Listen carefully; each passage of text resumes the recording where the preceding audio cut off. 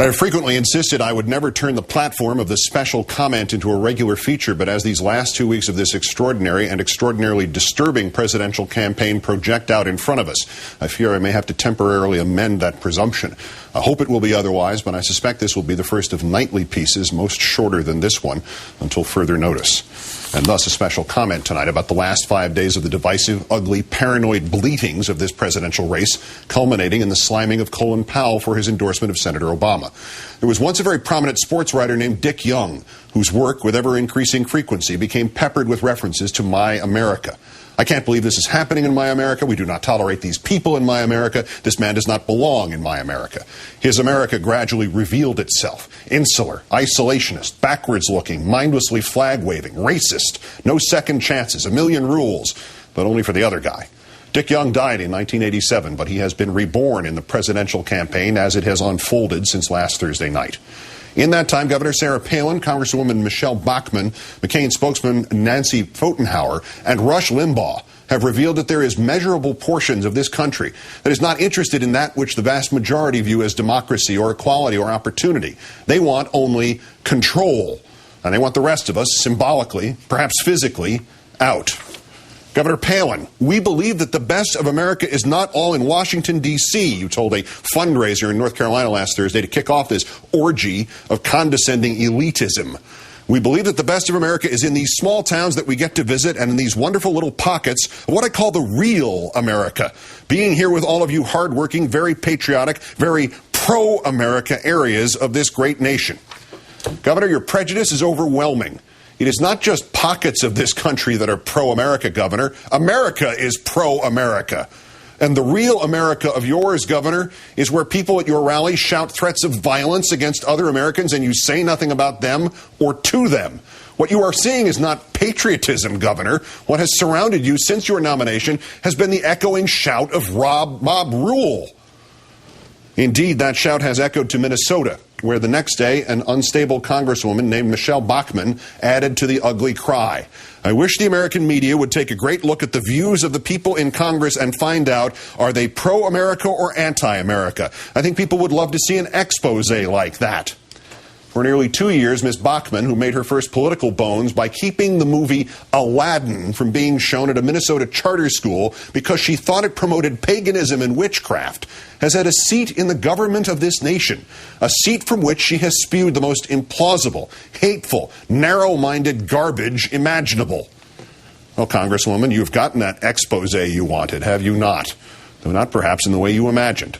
Since giving voice to your remarkable delusion that there are members of Congress who are anti-America and the extraordinary tap dance of sleaze and innuendo about Senator Obama which followed, the challenger for your House seat, Elwyn Tinklenberg, has been inundated by donations, $700,000 in the 3 days after you spoke.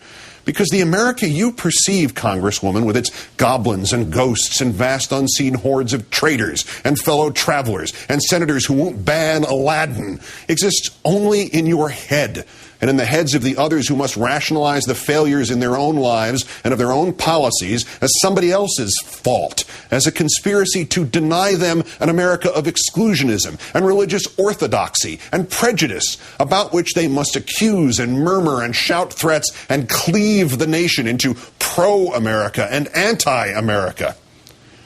And back it all comes to the McCain campaign and Senator McCain's talking head, Ms. Pfotenhauer, who on this very network Saturday, and seemingly without the slightest idea that dismissive prejudice dripped from every word, analyzed the presidential race in Virginia. I can tell you that the Democrats have just come in from the District of Columbia and moved into Northern Virginia, she said, but the rest of the state, real Virginia if you will, I think will be very responsive to Senator McCain's message. Again, a toxic message. The parts of this country that agree with Nancy Pfotenhauer are real, the others are not. Ms. Pfotenhauer, why not go the distance on this one? It was Senator McCain's own brother who called that part of Virginia nearest Washington communist country. Cut to the chase, madam. No matter the intended comic hyperbole of Joe McCain, this is the point, isn't it?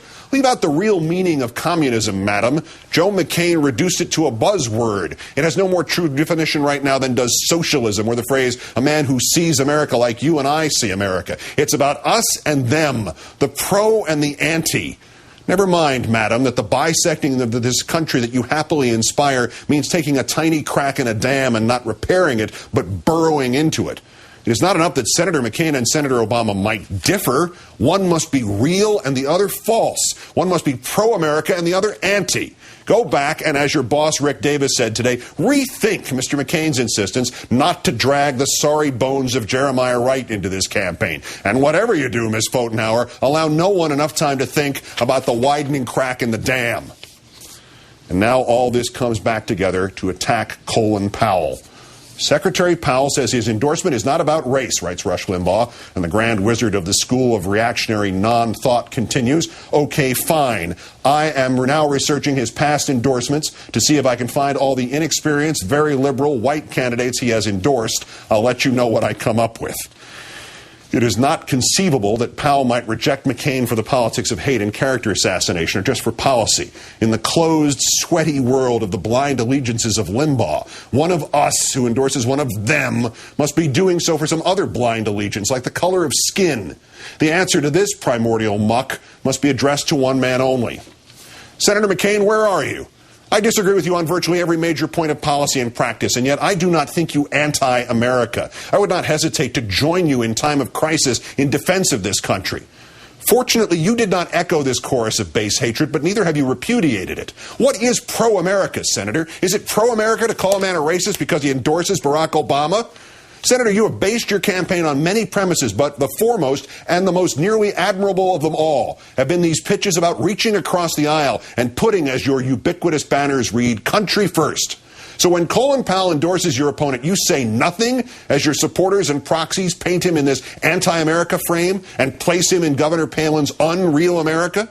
Senator McCain, did not General Powell just reach across the aisle? Did he not in his own mind at least put country first? Is it not your responsibility, Senator, to, if not applaud, then at least quiet those in your half of our fractured political equation? Is it not your responsibility, Senator, to say enough to Republican smears without end? Is it not your responsibility, Senator, to insist that win or lose, you will not be party to a campaign that devolves into hatred and prejudice and divisiveness? And Senator McCain, if it is not your responsibility, whose is it? Let's count down for this, the 2,000th day since the declaration of mission accomplished in Iraq. I'm Keith Olbermann. Good night and good luck.